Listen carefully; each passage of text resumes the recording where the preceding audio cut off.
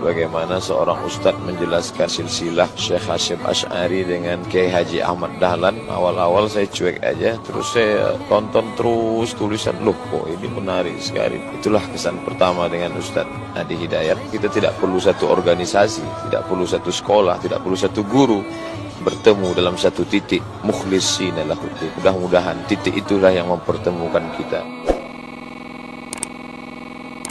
Kenapa Kiai Haji Hasyim Asy'ari mendirikan NU 31 Januari 1926?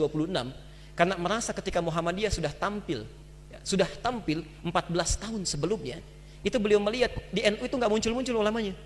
Asy'ari dengan pendiri Muhammadiyah, Muhammad Darwish, itu satu keluarga, satu saudara yang sama, bahkan ngajinya sama-sama itu di Semarang, di Kiai Haji Soleh Darat. Dia ada 3 orang, Muhammad Darwish, kemudian Hasyim Asy'ari, satu lagi itu kakek buyutnya Cak Nun, MH Ainun Najib. Cuma 2 ini yang menonjol, karena menonjol, bagus baca kitabnya, soleh orangnya, itu langsung diperintahkan pergi ke Mekah, diberikan kitab. Kalau kakek buyutnya MH Ainun Najib, itu cuma diberikan cincin pada saat itu. Saat berangkat ke Mekah, berguru di guru yang sama, namanya Syekh Ahmad Khatib dari Sambas, dikenal dengan Syekh Ahmad Khatib As-Sambasi. Nah, setelah dilihat-lihat sampai kembali ke Nusantara di masa yang sama, itu Masya Allah, ternyata keduanya punya visi yang sama, tapi punya beda karakter.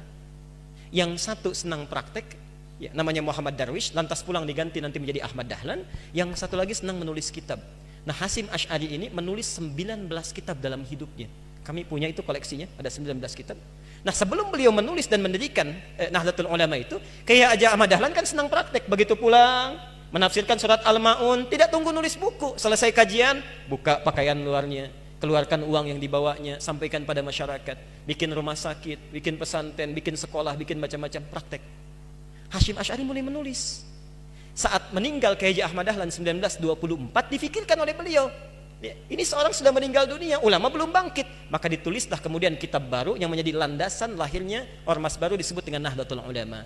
Yang ingin saya sampaikan, kedua-duanya ini ternyata satu garis nasab yang sama, bertemu di Maulana Ishaq.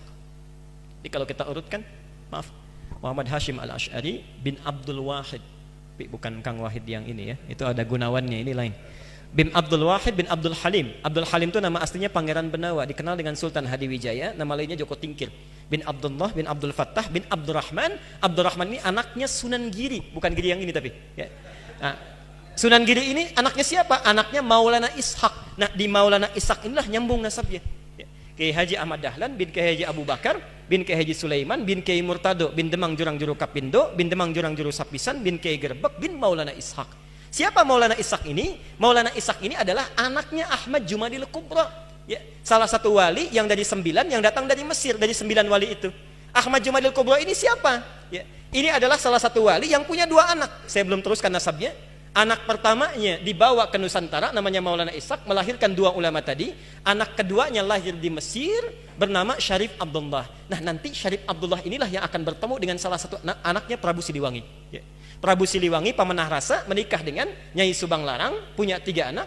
Anak pertama Walang Sungsang, lahir 1423. Anak keduanya Rara Santang, lahir 1426. Anak ketiganya Raja Sengara, lahir 1427.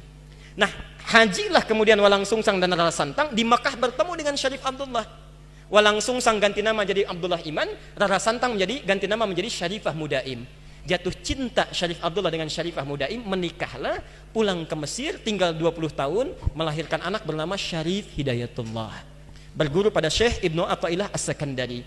Pulang nengok kakek buyutnya, bertemu dengan Prabu Siliwangi. Saat itu tinggalnya ada di lingkaran Jati, maka dikenallah dengan saat itu dengan nama Sunan Gunung Jati. Nah, baik Ahmad Dahlan ataupun Hasyim Asy'ari itu berada di satu garis yang sama, dari Ahmad Jumadil Kubra bin Ali Zainal Al-Kabir bin Ali Zainal Abidin, keturunannya dari Al-Husain, Husain anaknya Ali, Ali suami Fatimah, Fatimah putri Rasulullah sallallahu alaihi wasallam. Tapi sampai hari ini tidak pernah Ahmad Dahlan disebut dengan Habib. Itu enggak ada. Kiai Ahmad Dahlan. Yang penting sikapnya seperti Nabi, tuturnya seperti Nabi, pandangannya seperti Nabi.